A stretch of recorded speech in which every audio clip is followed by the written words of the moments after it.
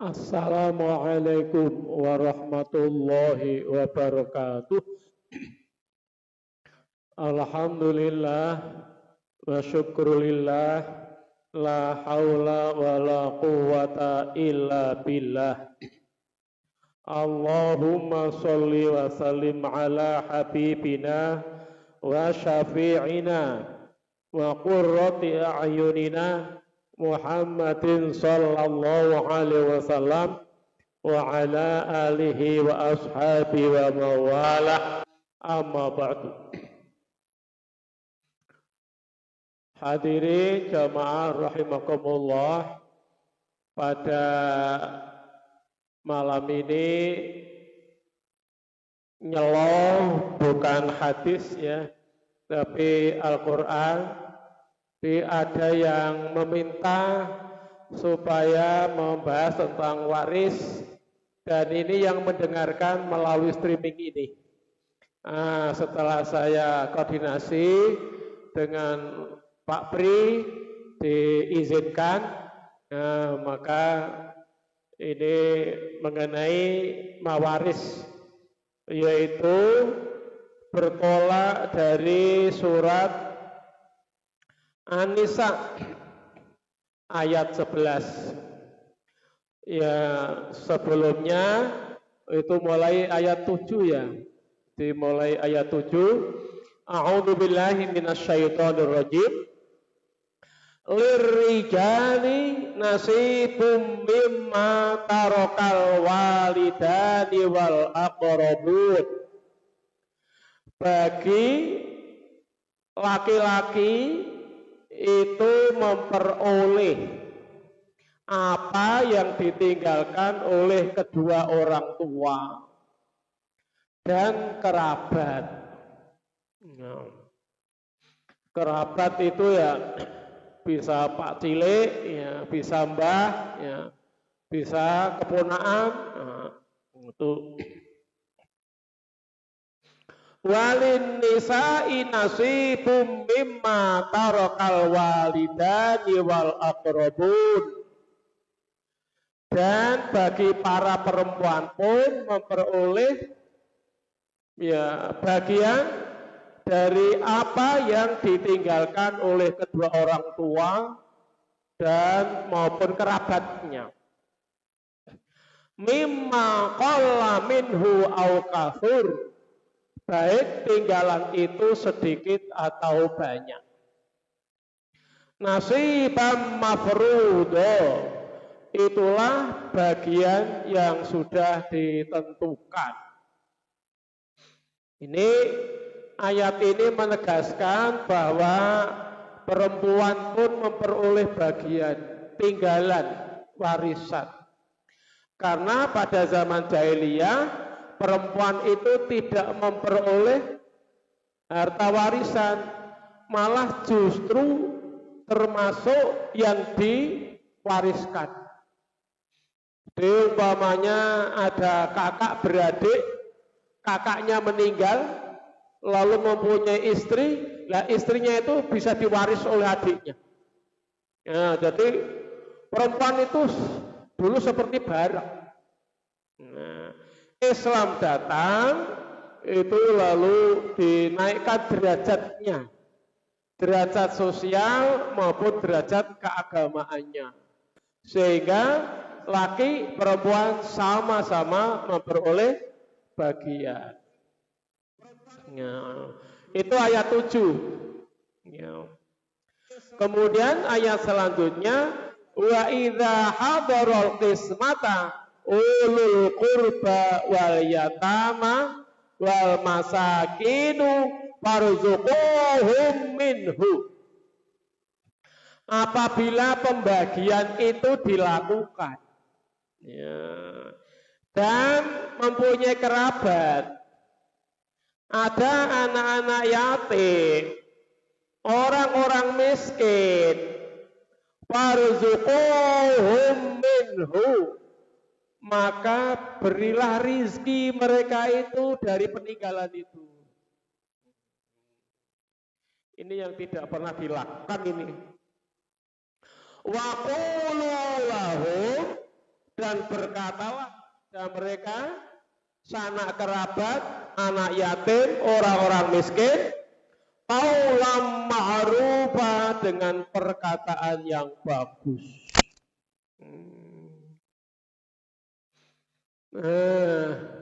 Ini yang biasanya itu hanya habis dibagi ahli waris, sudah kerabat tidak datang, tidak dibagi, orang-orang miskin tidak kecipratan, anak yatim tidak kecipratan. Nah ini kan di mana-mana nggak berlaku ini. Nah disinilah ya hukum pewarisan itu ternyata begini. Gitu. Kalau penjaringan merail, nah merail itu kan membagi sesuai ketentuannya masing-masing. Oh, ada tetangga dekat miskin, ada anak yatim, itu tetap diciprati, baik atau sedikit dari harta peninggalan.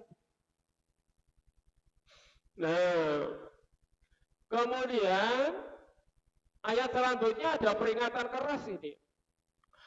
Wal yahshal ladzina law taraku min khalfihim dzurriyyatan dhi'afa. Hendaklah orang-orang itu takut. Orang itu takut. Seandainya meninggalkan orang-orang sesudah anak kerabat yatim itu sebagai keturunan yang lemah ekonomi. Khafu alaihim, ya. Fayattaqullah, hendaklah kamu bertakwa kepada Allah. Wa yaqulu qawlan sadida, dan berkatalah kamu semua kepada mereka itu ya, qawlan sadida, dengan perkataan yang benar, yang tepat. Ya, ini kan juga ya ada orang yang memang hartanya habis untuk diwakafkan kepentingan umum, anaknya boleh dewi, nah itu tidak boleh. Jadi hak waris itu tetap punya hak, karena ada juga orang-orang yang entah hubungan anak orang tua itu tidak baik, sehingga orang tua itu tidak rela kalau anak harta itu diwariskan kepada anak-anaknya. Ya kan ada ya orang tua sudah jompo, begitu dititipkan ke panti jompo, anaknya nggak mau mengurusi. Diwawancarai ya tetap tidak malu, karena supaya lebih kopen dalam bahasa Jawanya itu, lebih terawat, dan dia sendiri tidak sanggup merawat ya karena alasannya bekerja dan menghidupi anak istri. Nah, itu ada. Itu sangat mungkin orang tua itu sangat mungkin sakit hati, bahkan ada orang tua itu mongko yen aku mati anakku iki aja nganti itu ngepok jasadku. Itu ada. Nah kalau sudah begitu kan betapa sakitnya orang tua. Orang tua itu sangat sakit. Nah, karena itu ya betapapun seperti apa keadaan orang tua itu tetap harus dihormati, dan orang tua tetap harus menyayangi. Jadi bagian-bagian hak waris itu juga diperolehnya. Lanjutannya, innal ladzina ya'kuluna amwala yatama, sesungguhnya orang-orang yang makan harta bagian anak-anak yatim zulman dengan aniaya, innama ya'kuluna fi butunihim naro. Sesungguhnya dia itu memakan ya di perutnya itu adalah api. Ya. Wa sayaslauna sa'ira, dan mereka yang memakan harta anak yatim dengan aniaya itu akan masuk ke neraka. Nah, ini dari secara umum itu umpamanya ada A kawin dengan B, B-nya itu istri, ane suami, lalu meninggal, masih punya anak kecil-kecil 3. Nah, lalu anak ini kan posisinya menjadi yatim. Kemudian si istri itu diwaris. Nah, ada harta peninggalan. Kemudian anak-anak yatim itu peninggalannya dimakan. Itu dulu yang ngeri itu ya. Di anak yatim itu ya dikumpuli, ibunya ya dikumpuli. Oh, itu zaman jahiliyah itu ngeri. Lalu muncul ya aturan-aturan Islam itu, kalau ibu itu dipukul, dinikah ya anaknya jangan. Kan itu. Jadi kalau ibu dinikah, kemudian pengen anaknya ya ibu dicerai dulu, baru anaknya dinikah. Itu ngumbari nafsu itu nemen itu. Ngumbari nafsu itu nemen. Nah, jadi dari 3 ayat itu intinya bahwa anak laki-laki, anak perempuan, apakah posisinya yatim, itu tetap harus ada bagian, dan bagiannya itu tidak boleh dilanggar oleh orang yang paling berkuasa. Kalau sampai umpamanya anak yatim itu memperoleh bagian ibu, kemudian diambil yang 5.000 secara paksa, lalu 5.000 itu dia gunakan, itu namanya mengambil harta anak yatim secara aniaya. Kemudian juga bisa diperluas, ini panti asuhan, itu harus juga hati-hati.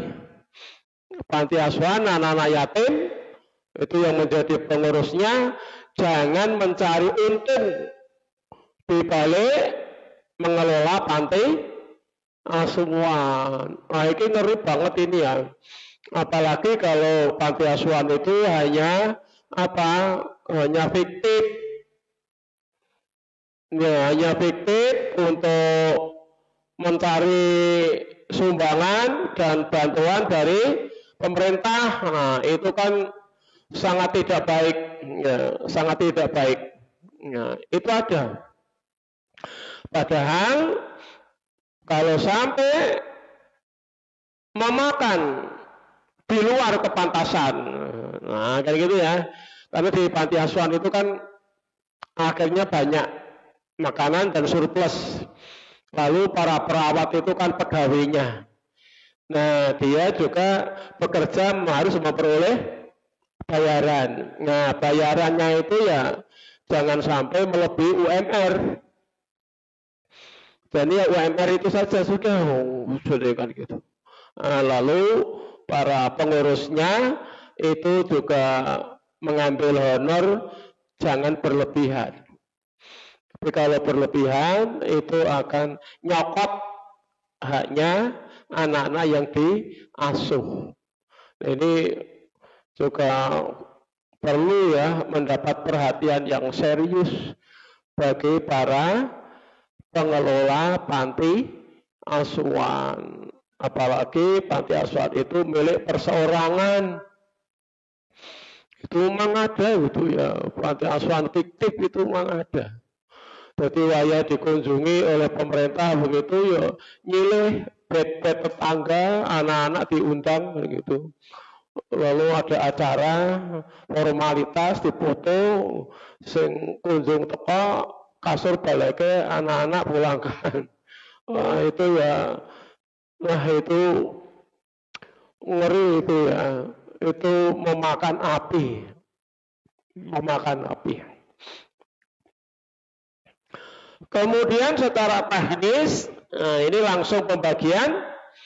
Yusikumullahu fi auladikum lillakari mithlu haddil unsayain. Allah mewasiatkan kepadamu mengenai anak-anakmu bahwa untuk anak laki-laki itu 2 kali lipat dari anak perempuan. Nah, ini secara umum. Nah, ini nanti juga banyak persoalan itu. Ayat itu harus diteruskan. Fa in kunna nisa'an fawqasnataini, seandainya anak-anak perempuan itu di atas 2, falahunna thulutsa ma tarok, maka mereka anak-anak perempuan itu memperoleh 2/3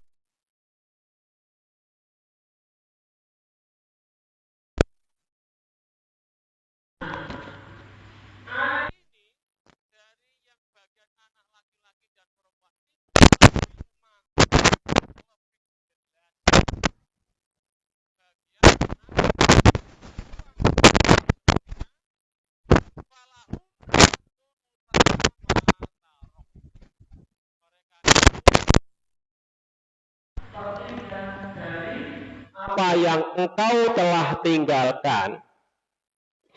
Jadi umpamanya ada orang meninggal, lalu hak warisnya itu punya anak 5. 3 anak itu perempuan. Nah, ini di atas 2. Nah, 3 anak ini memperoleh 2/3 dari bagiannya itu. Sisanya baru anak laki-laki 2. Jadi seumpama punya tinggalan seharga 25.000, maka 2/3 dari 25.000 itu berapa? 15.000 ya? Nah, 15.000 itu dibagi 3 anak perempuan sama rata. Berapa? 5.000-an. Lalu 1/3, bukan 5.000-nya, 1/3-nya itu baru bagi anak laki-laki 2 dibagi sama. Jadi anak laki-laki itu sisa. Ambil dulu anak perempuan. Nah ini contoh yang gampang hitungannya itu 30 ya. 30.000. 30.000. Umpamanya peninggalannya itu 30.000. 3 anak perempuan itu 20.000. Nah 20.000 itu dibagi sama rata oleh 3 anak perempuan. Sisanya masih 10.000. 10.000 itu untuk 2 anak laki-laki. Jadi masing-masing 5.000. Terpautnya sedikit. Masih banyak anak. Nah ini jadi kita tidak bisa itu anak laki-laki itu 2 kali lipat anak perempuan itu tidak bisa. Nanti kapan? Ada peluangnya. Wa in kanat wahidatan, seandainya anak perempuan itu cuma 1, falahan nisfu, maka dia memperoleh separuh. Mau separuh. Jadi seandainya ahli waris itu 5 anak. Anak perempuan 1, 4 laki-laki. Hartanya 30.000. Itu 15.000 mutlak untuk anak perempuan satu ini. Baru 15.000 itu dibagi rata oleh 4 anak laki-laki. Nah, begini. Karena cetong. Ini yang tidak dipahami oleh para ahli waris, terutama anak laki-laki. Wes pokoknya ngeyel. Kudu 2 kali lipat anak perempuan. Tapi ayat berbunyi lain. Itu. Wa ingkanat wahidatan. Wa ingkanat lamuno ono sopo anak waidok ono iku wahidatan siji. Falaha mongko iku tetep kedua anak wedok anisfu utawi separuh. Cetha to nggih. Itu tadi contohnya begini. Nah. Wali abawaihi likulli wahidin minhumas sudusu. Dan bagi kedua orang tuanya ya, masing-masingnya adalah 1/6 mimma taroka dari harta peninggalanmu. Ingkana lahu waladun, seandainya dia itu punya 1 anak laki-laki. Jadi seandainya ahli waris itu 1 anak perempuan, 1 anak laki-laki, tapi bapak ibu masih, nah gitu ya, bapak ibu masih. Nah itu bagaimana? Anak perempuan tadi dapat separuh, ibu dapat 1/6. Bapak dapat 1/6, sisanya anak laki-laki. Jadi anak laki-laki itu sisa asobah. Nah, sehingga kalau hartanya itu 30.000, nah 15.000 untuk anak perempuan. Lalu 2/6 dari 15.000 itu untuk ibu dan bapak. 4/6 dari 15.000 baru anak laki-laki. Nah begitu. Jadi anak laki-laki itu sisa. Nah gitu. Fa'ilam yakun lahu waladun wa warithuhu wa warithahu abawahu. Seandainya si mayit itu tidak mempunyai anak, ya, wawarithahu abawahu, maka pewarisnya adalah bapak dan ibunya. Fali ummihi sulus, maka untuk ibu itu memperoleh 1/3, sisanya untuk bapak 2/3. Nah, ini kan rada dipahami biasanya. Nah, kan gitu. Kan ada juga ya. Jadi suami istri kaya raya meninggal, ini orang di anak. Bapak ibunya masih. Nah, maka pewarisnya adalah bapak ibu. Bisa saja itu anaknya itu meninggal kecelakaan, bapak ibunya masih, maka pewarisnya naik ke orang tuanya. Nah, ibu dapat 1/3, 2/3 untuk bapaknya. Wa in kana lahu ikhwatun, jika dia itu mempunyai 1 saudara perempuan. Fali ummihi sudusu, maka bagi ibunya itu memperoleh 1/6. Mim ba'di wasiyatin yusi biha audain, dari sesudah melaksanakan wasiatnya, ya, atau untuk membayar hutangnya. Jadi kalau ya punya saudara itu ambil dulu ibunya 1/6. Nah, kalau bapaknya masih, saudaranya masih, Nah, baru nanti yang 5/6 itu dibagi oleh mereka. Bagaimana ketentuannya? Sebentar. Niki rada aba'ukum wa abna'ukum. Ya. Bapakmu atau anak-anakmu la tadruna ayyuhum aqrabu lakum naf'a. Yang mana di antara mereka itu yang paling banyak memberi manfaat kepadamu. Jadi umpamanya masa sakit, nah gitu ya. Masa sakit itu yang memelihara, merawat itu anak perempuan. Anak laki tilik we arang-arang.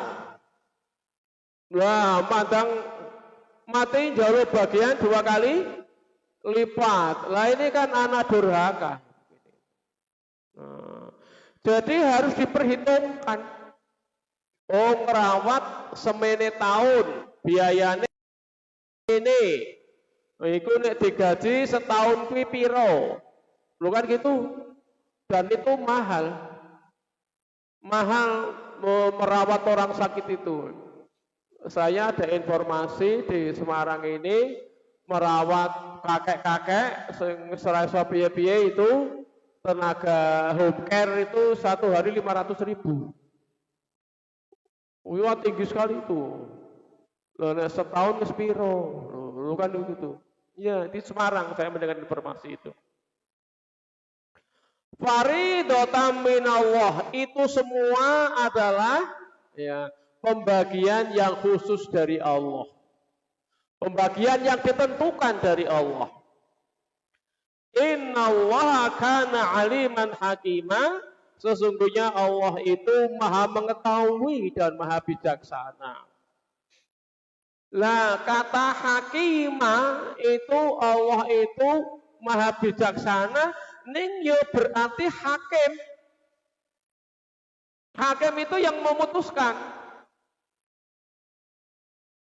Ini biasanya manusia itu gampang ganti hukum adat, ganti hukum positif itu kan menghilangkan posisi Allah sebagai hakim. Ini di mana-mana terjadi. Ya. Jadi setelah dibagi secara detail yang demikian itu ditutup ayat. Innallaha saktemene Allah, saktemene utawi Allah iku kana ana sapa Allah ana iku aliman zat kang ngudaneni hakiman tur zat kang wicaksana. Sana dan maha hakim. Ini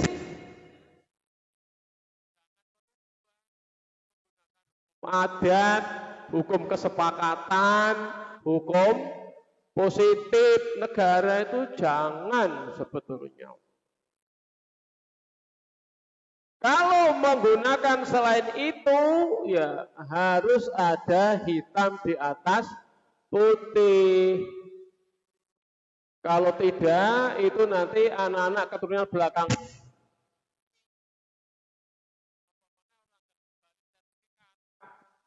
Iya. Ono masjid kok dilelang regane kan gitu kan. Dulu orang tuanya sudah mewakafkan. Tapi oleh pengurus masjid orang yang di sertifikat ke. Sertifikatnya masih ada, masih nama pemilik yang mewakafkan itu. Lalu anak-anak hanya melihat sertifikat ini ternyata milik saya untuk jadi masjid ini. Maka masjid diminta tanah di masjid itu. Bedolan masjidmu, iki tanahku. Lah kon ya ora mungkin ya masyarakat itu gawe masjid iki ora ono lilane karo sing duwe tanah biyen. Tapi ya tetep akhirnya viral. Terus masyarakat banyak yang tersentuh, ngumpul ke duit dibayar. Itu ya ada.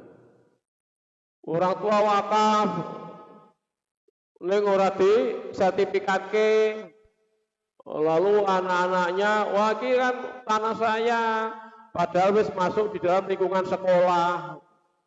Wah, akhirnya harus membeli. Nah, karena apa?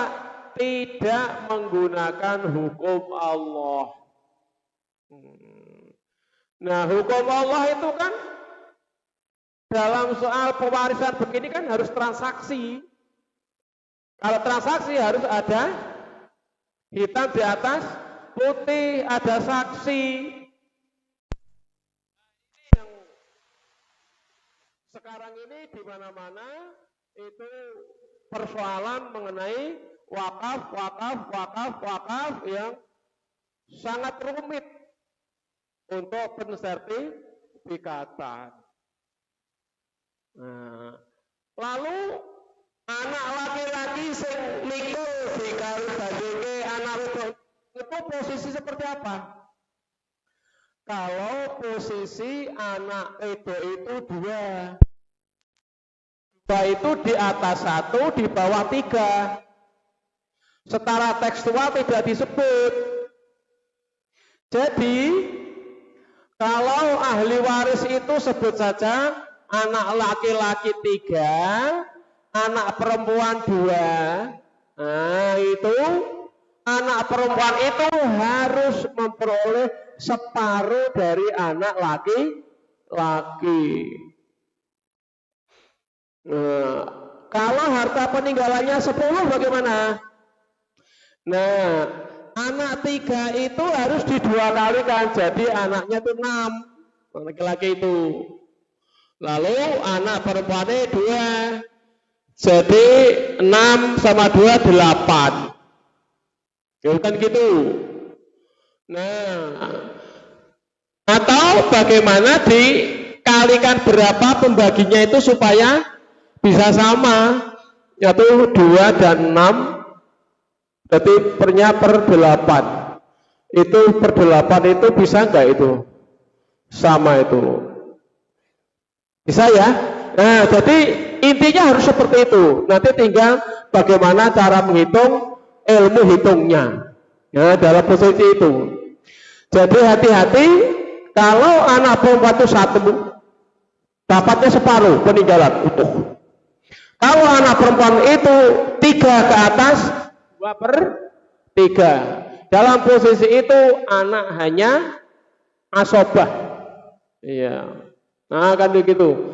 Ini yang sekali lagi saya ulangi yang menjadi ruwet di pembagian pewarisan ini. Saya mengatakan begitu karena saya sering memperoleh aduan datang ke rumah untuk membagi demikian ini. Ya. Itu anak mewarisi orang tua. Nah, sekarang antara suami istri, bagaimana cara pewarisannya? Ayatnya panjang sekali ini. Walakum nisfu ma taraka azwajukum ilam yakun lahunna waladun. Kamu suami itu memperoleh separuh dari peninggalan istrimu manakala istrimu itu tidak punya anak. Jadi teknis pembagiannya bagaimana? Nah, ada suami istri A, B istri. Lalu AB tidak punya anak. Nah, kemudian istri meninggal. Lalu bagaimana cara mewarisnya? Cara mewarisnya itu total kekayaan dibagi 2 sama persis. Separuh adalah milik kekayaan suami, separuh milik kekayaan istri. Nah ini juga kacau ini di tengah-tengah masyarakat. Maunya langsung dibagi, nggak boleh, nggak bisa. Karena apa? Istri itu betapapun tidak bekerja, tetap harus diperhitungkan setiap harinya. Tugas istri itu jauh lebih berat dari pembantu rumah tangga. Bukan gitu. Pembantu rumah tangga itu bekerja mungkin ada jam mulai jam 7 sampai jam 6. Lah istri mulai subuh sampai malam. Karena asli istri itu tugasnya itu hanya bukan gitu. Hanya maca, melumah, mana. Bukan gitu. Maca, melumah, mana. Urusan masak, urusan ngasuh anak itu harus pembantu. Aslinya gitu. Makanya istri itu harus siap kapanpun suami menghendaki.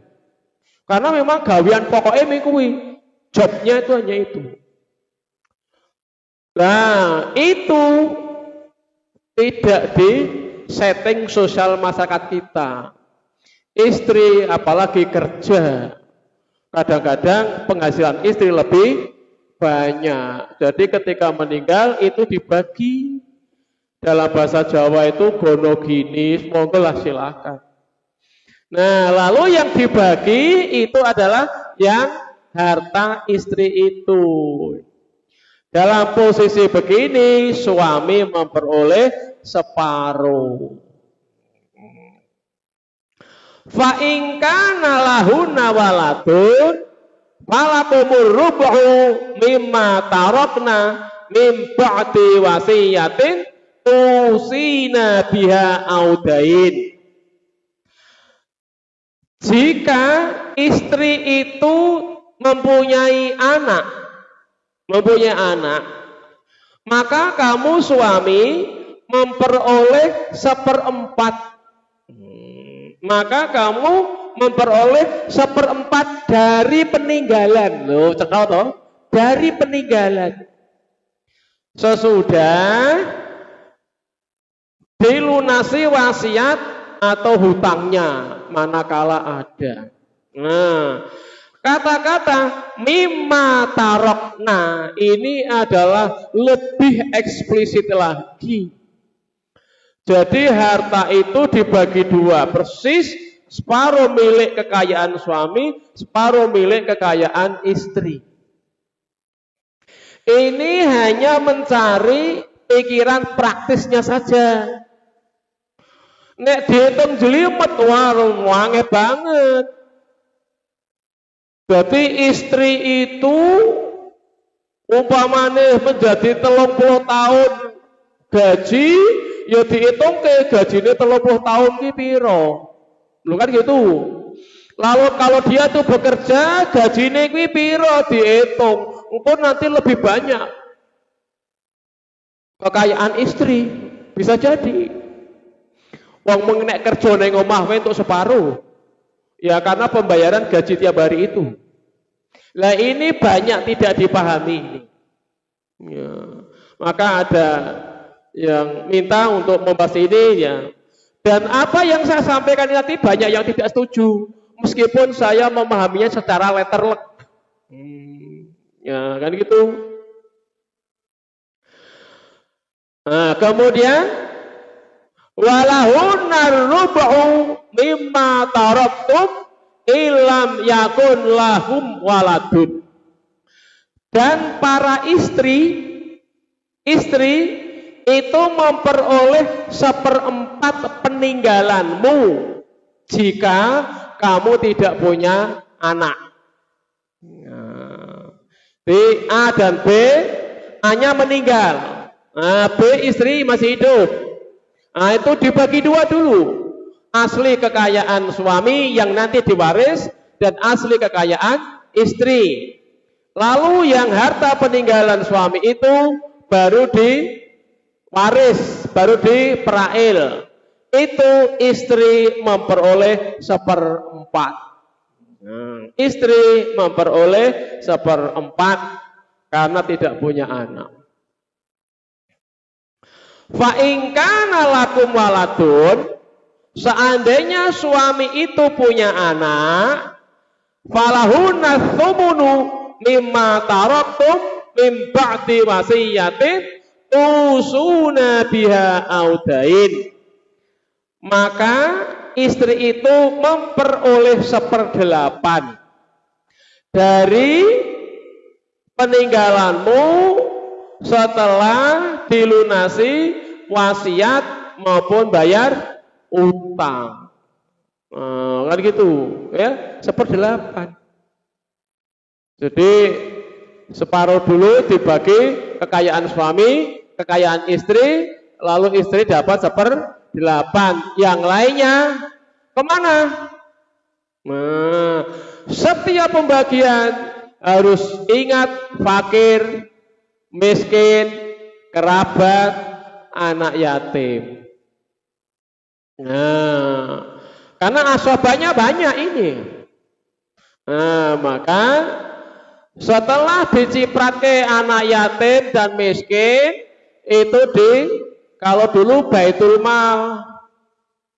Nah, baitul mal sekarang ini tinggal siapa pewaris itu?